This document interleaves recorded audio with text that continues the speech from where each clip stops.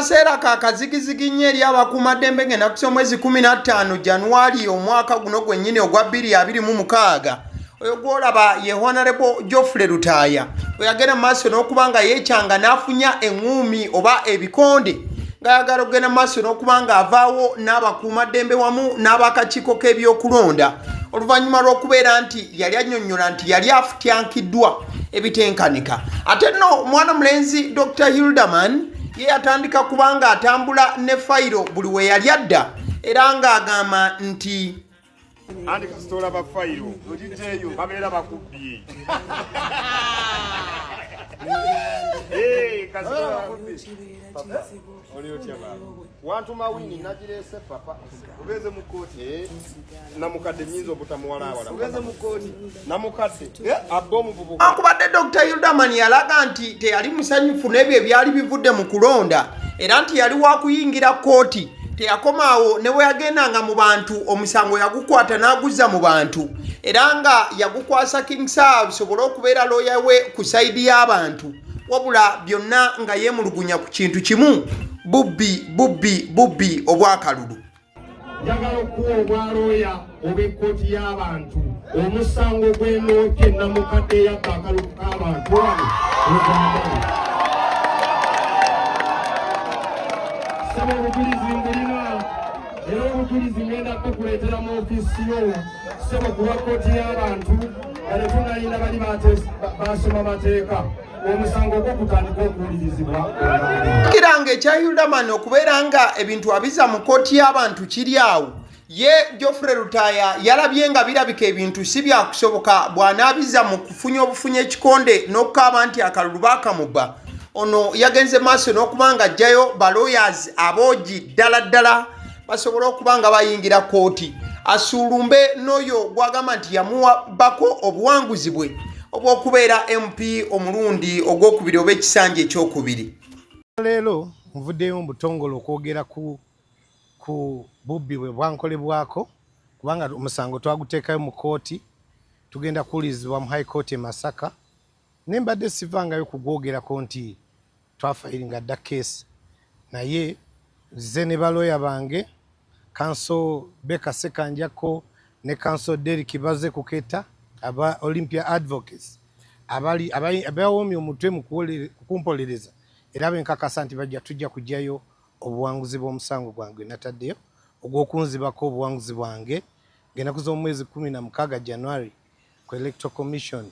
Okumanya akalulu kaali kankufu era abasajja baafuniramu ebizibu ebitagambika n'omukulu Masias Walukagga yagenda maaso n'okuba nga akwatibwa n'abuzibwawo ennaku ezaali ziwerera ddala agenda okukomezebwawo ng'akubiddwa bubi nnyo ate era nga ne Dr. Hilderman oba gw'oyita Hilary Kiyaga yali mu mbeera y'emu. Masias Walukagga oluvannyuma ekifo kyamulemesebwa mu ngeri eyali enzibuzibu okakkana nga kaadi agikwasiza omukulu Magoola sayidi eyo n'agenda maaso n'okuba nga atebenkera mu kifo kya Busiro oludda olwo. Kati nno omuntu ayinza okwebuuza nti kiki ennyo ekireetera bannabyabufuzi naddala abaagala obwa MP okubeera nga balwana okukuuka ejjembe n'okufiirawo ne bafiirawo okubeera nga beesogga paaliyamenti. Mukwano gwange newankubadde abakulu bano baagala nnyo nnyini ddala okuba nga bayingira paaliyamenti basobole okuba nga baweereza abantu baabwe ab'ebitundu gye bava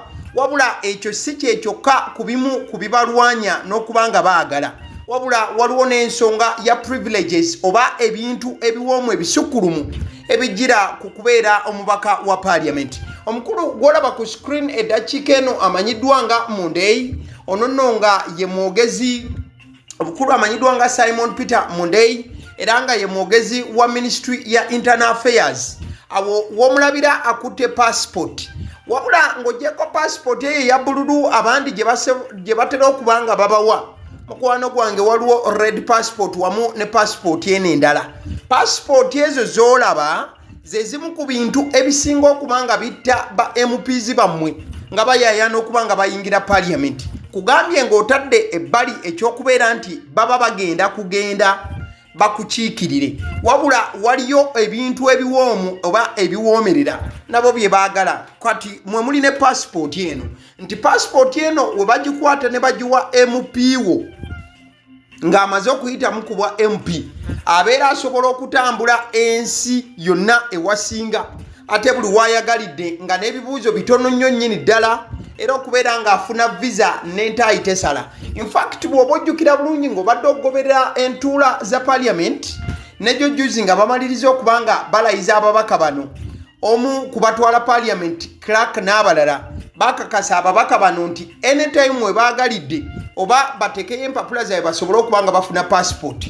Mukwano gwange passport eyogerewaako yemanyiddwa nga the diplomatic passport eweebwa bakabejja ba ministers wamu ne ba MPs. Mukwano gwange welutuukidde olunaku olwaleero ng'ennaku z'omwezi 12 June omwaka 2026 we tubadde mu ttuntu ly'olunaku olwaleero omukulu ayogerera internal affairs Simon Peter Monday atuyise ffenna n'atugamba nti kati njagala okubategeezera muddeyo mugamba abantu nti twagala buli MP ng'akalulu kakukuba komyawo passport gye twakuwa obwa MP bwaweddeko.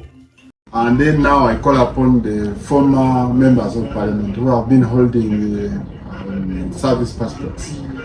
Now that their term of office has ended, that honorable title also ends, and it ends with that passport. So we don't expect that they use these passports after that. So I am calling upon former members of parliament to return those passports, and then we issue them the ordinary passport. Gambo bya mwogezi wa Ministry ya Internal Affairs mu byayogedde agambye nti ali mu kukowoola ba MPs bonna nga kiisi baakukuba akalulu nga togenda kuddayo mu parliament. Wano nno n'ayitiramu ne baminister be bataawadde ng'abadde minister wabula nga baamugyeko obwa minister n'abagamba nti ekisanja lwe kikomye n'obwa MP bwe bukoma n'okuyitibwa honorable we bukoma. Kitegeeza nti ne passport yaffe gy'obadde nayo ey'okubeera nti olinnya ennyonyi nga bw'oyagala n'ogenda buli w'osanze gikwate ogikomyewo. Infact omukulu ono abagambye nti temukozesa passport eyo, mukomyewo tubaddize passport, mukomyewo tubaddize passport, mutandike okulivinga obulamu ng'abantu ba bulijjo. Mukwano gwange alaba YouTube channel yagaliwo ndowooza otegeera lwaki ba MPs bakaaba amaziga ne gattulukuka nga akalulu kabakubye abamu ku bo. Va kubagamba nti at least babbibwa kuba bo balina ensonga ey'okwogerwako naye ngamba bali be baba bakubye flat. Kino kikutegeeze lwaki obalaba nga amaziga gayiika agajjulujjulu. Had some former ministers returning their passports. They are very law abiding. We got some of them returning diplomatic passports, and we are preparing to issue them with ordinary passports. Because these passports are given within the law. The law says members of parliament are given service passports, and ordinarily we would have issued them passports lasting 5 years, but we did not do it then. So we issued passports that were whose validity was running for 10 years. So I think these members are honorable enough to know that the term of service has ended. We are not going to run after them. They are going to return this passport. Some of them, by the way, have returned passports. I don't have the statistics here, but have returned the passports, and we have already issued the ordinary passports. And then now those who have not yet returned, I am optimistic they will return these passports and we give them the passports that they deserve. Thank you. Gambo bya mkulu Simon Peter Monday, Internal Affairs spokesperson, agambye nti ba minister abamu batandise dde okomyawo passport era babakoledde dda zi passport eziri ordinary. Bategeeza eyo gwe alaba video eno gy'olina bw'obanga oli muntu wa bulijjo nga toli. Agambye nti etteeka liragira nti omuntu w'alondebwa n'afuuka ekyo MP oba minisita alina okuweebwa passport eno. Wabula nti passport zino ze baabawa omulundi guno zaali zitambula emyaka 10, wabula ate abamu kati akalulu kaabawandudde. Ekitegeeza tebagenda kuddayo mu parliament. Kati awo ekibuuzo we kibeerera nti lwaki Internal Affairs eno tefulumya passport nga ya myaka 5? negimuwanga ya myaka 5 nti wagwerako ekisanja ne passport ebeweddeko at least mukama wamuwandako eddusu n'afuna ekisanja ekipya kitegeeza bajja mukolera endala naye kati wano kitegeeza nti MP oba abadde MP akyasobola okukozesa passport eno oba si kyo ekibuuzo ekirala kiri nti lwaki baba tebakansolingira eri mu byuma byabwe nti MP wanaakwata passport eno n'agitwala ewantu wonna ejja kuba tekola wabula jjukira waliwo akantu bulijjo ke bagamba nti once a honorable always a honorable kati ekibuuzo omukulu atugambye nti nno obwa honorable bukoma ku lunaku ekisanja kyo wekiweddeko by the way kino kyandireetamu omuntu okukitunuliramu angu nti abantu abamu yensonga lwaki bakuuka n'ejjembe nga bayingidde ebifo by'obufuzi ebimu nti passport eyo omuntu alowoozaamu obulowoozi okuddamu okusimba layini jukira passport eyo seba omuntu agiina basobola n'okugimutwalirayo ne bamuteeramu visa n'ebisigadde nga talinyeeyo kubanga abeera muntu mukulu mu ggwanga naye kati kubyamu akafaananyi ng'obadde olina ebitiibwa ebyo byonna ng'essaawa zino abasajja bagamba nti komyawa passport yaffe tukuddize ey'omuntu wa bulijjo awo nno nga tuvuddeyo mukwano gwange ekyo kyolaba ku vidiyo njogera akasomba kaddira wano nawali n'ekyo kyolaba ku vidiyo kyekintu ekyawomeddwamu omutwe General Muhoozi Kainerugaba eyo flag pole oba basimba pole empanvu ennyo ne bagiteekako flag y'eggwanga nyaffe Uganda kigambibwa nti eno kati mu Africa oba mu Sub-Saharan Africa yekyasinze obuwanvu yakolebwa ku biragiro bya General Muhoozi Kainerugaba katunula waggulu kuliko akantu akatemereza akamyufu ako okalaba kati akantu ako koolaba nti baakongeddeko bakayita aviation beacon nti kakuyambanga ennyonyi bwe ziba nti embeera y'obudde embi kakozesebwanga maaka ku bantu abategeera olulimi lw'ennyonyi kati abamu ku banna General Muhoozi Kainerugaba baba na PLU bavuddeyo ne bamwebaza ne sekwebaza yenna General Muhoozi Kainerugaba ne bagamba nti tulina okwagala ensi yaffe ekyakoleddwa kintu kinyuvu wabula ate abali ku side opposition ne bagamba nti kati ate abakulu nga bo flag bagitaddeyo n'okugitembeeta yiyo kati eyo flag esinga n'obuwanvu mu Africa essaawa zino mu Sub-Saharan Africa wabula nga ate mu campaign z'abopposition gye buvuddeko luli babagamba nti temugeza nemugera maaso okuba nti musokoolayo fulaga nti muzitambuza wano na wadi mujja kuba mufuna ebizibu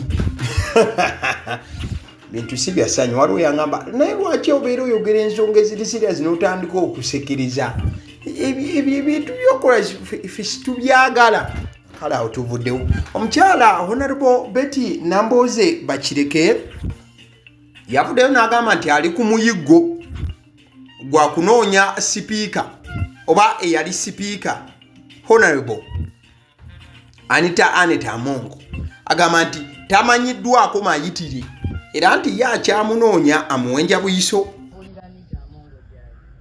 era feni yupi be yatumye okubanja abantu ababuzibwawo tuli kumpi n'Amongo naye Uganda ababuzibwawo teryagamba nti ali ku polisi y'Egindi teryagamba nti oba ali mu maka ge ag'Egindi teryabimanyi twakoma ku kutwala mmotoka tetumanyi oba n'ebiteeteegi baabitwala tetumanyi oba batwala zizi tetumanyi oba n'ez'amagogo baazitwala tetumanyi oba batwala n'engatto tetumanyi ki teryamanyi bimukwatako era ojjukira luli bwe twagenda Kololo nali awo nga munoonya bannange mundabijjakwano omubaka w'Ebukede yayita mwana opoziti